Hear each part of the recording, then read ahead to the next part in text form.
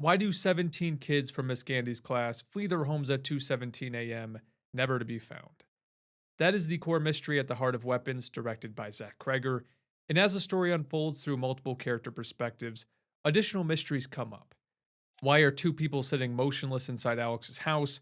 Who is the clownish demon in the nightmares of Justine and Archer? How did Justine afford a house as a single woman on a teacher's salary? We need some film theory people to solve the last one. But there's no doubt that the premise of Weapons is extremely compelling, and the simplicity is key. Something very strange happens, we get a short voiceover setup, and then the rest of the movie is the explanation. It's really good. But it wasn't the mysteries that brought me to the theater opening night. Like Weapons, the premise of Barbarian is very interesting, but I thought Barbarian was one of the most overrated movies of 2022. So going into Weapons, I was not sold on Kreger as a filmmaker. But I love Josh Brolin and Julia Garner. They're two of my favorite actors of the past 10 years, so there was no mystery to whether or not they would deliver great performances. They always do, and they did again. And to my pleasant surprise, Weapons as a whole was great. Kreger did a terrific job. And I could make a whole separate video on the themes and how he made it all work. But today I want to focus on the answer to all the mysteries, and that would be Aunt Gladys. Now, if you told me before I stepped into the theater that a witch was responsible for the kids vanishing and all the other bad stuff, I would probably be disappointed. It sounds like a horror movie cliche that's too simple an answer for such an interesting mystery. A witch cast a spell, that's what happened. On paper, pretty underwhelming. But the witch in question, portrayed by Amy Madigan, is one of the best female villains of recent memory. Put other nominees in the comments if you have them, but I can't think of a competitor until maybe Rosamund Pike in Gone Girl, and that is all the way back in 2014. And as great as Rosamund Pike is in Gone Girl, the character Amy Dunn is more conventional. She's a stone cold psychopathic manipulator. They're portrayed pretty often in film and television, maybe too often, and some are memorable, others are not. Gladys is a much stranger character, and very, very risky to say the least, because the first 60% of the movie all builds to her introduction. If she doesn't work, the story will fall flat.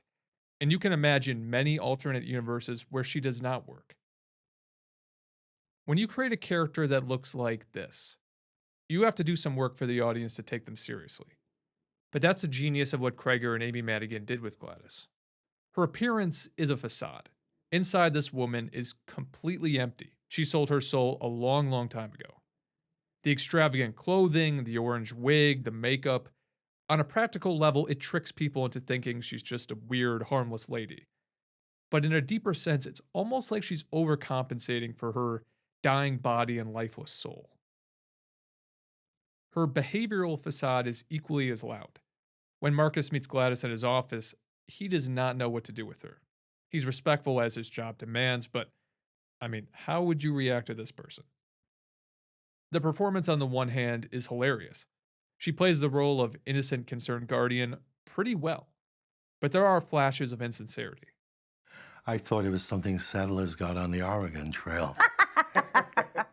You can tell that Gladys thinks everyone around her is an idiot that can be bent to her will with or without witchcraft, and watching her play with her food is a lot of fun.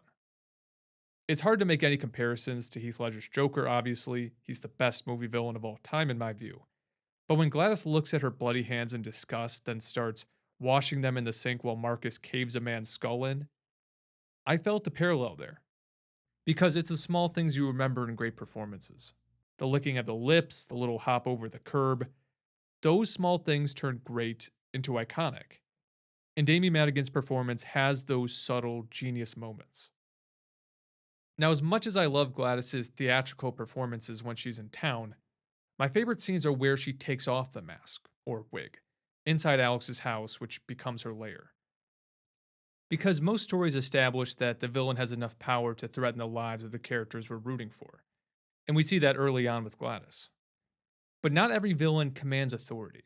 Not every villain makes you think, okay, that person carries an aura equal to the power they wield. Usually, raw power is used to compensate for the lack of threat given off by the performance itself.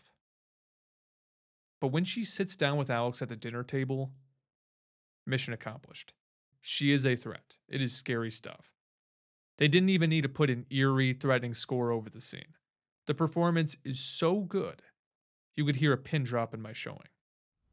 Promise you will not talk about me to another human being. Say it. When all the stuff is off her face, it's cold, devoid of emotion. It reminds me of Albert Brooks in Drive a little bit. He shaved his eyebrows to create that ruthless, unfeeling sense, and it helps Gladys here too. Now, no music is used when she threatens Alex in the fork scene, but there is a moment when Gladys and Alex are watching the kids run into the house, and there's a track playing from the score called Into the Lair. It is so good. Just her expression with this music, it's pure twisted domination. I loved it. Every scene she's in offers something different. The performance uses so many chords and none of them fall flat. It's a real achievement. And when you take a step back and look at Gladys thematically, I think she serves a very interesting purpose. The Mother Gothel routine, minus the singing and animation, does not last long. Alex is way too smart to just look past the state of his parents. So blackmailed is. Unfortunately for Gladys, that strategy does not work out too well in the long run. There's some debate about the title of the movie, and given the giant floating AR 15, there seems to be a political angle, though Krager says the movie is not political at all. I'm not sure how you could interpret an AR 15 with a biblical reference to the massacre of the innocents as not political, but who am I to question the man himself, I suppose? What we know for sure is that the word weapon is used only once, and it's used by Archer to describe the kids themselves. He says they were weaponized like heat seeking missiles targeting Alex's home. Very similar to Magnolia, which was a big influence on weapons, we see that when children fall under the influence of someone who only uses them to further their own desires, the consequences are disastrous. And the consequences may not be restricted to the home. Damaged kids can be a danger to themselves and to other people. Gladys is the parasitic, self-interested spirit unleashed on an entire community. Even the spell itself requires something to be taken from someone else. And then, like the branch, the strongest of relationships are broken. She is eventually defeated by Alex because he loves his parents. They are the complete opposite of everything she represents: compassionate, loving, humble, and Alex is willing to cross the salt line to save them. As a result of that choice, Gladys is torn apart, and the community is reunified. So the message I take is pretty straightforward. If you're a parent, guardian, whatever it may be, take time to think. Am I putting the child first? Am I focused on providing the love and wisdom they need to be a healthy and productive adult? Or am I distracted by my own desires, fears, envy? Well, I would feel so much better if I could just speak with him. Right there. What? That's the problem. You'd feel so much better. Because in the worst case scenario, we end up like Archer, crying in Matthew's bed because he realized he didn't do enough as a father, and it's too late to change things. We're all humans, we all have a little bit of Gladys inside of us, but if we recognize that and strive to be better, things might turn out okay. Great villains do not come around very often, we all know that, so it is amazing to see an original villain of such a high caliber. So go watch Weapons, enjoy Amy Madigan's work. I'm sure you'll be seeing her at Halloween for years to come. And that's a big prize in its own right. Probably much bigger than a little gold statue.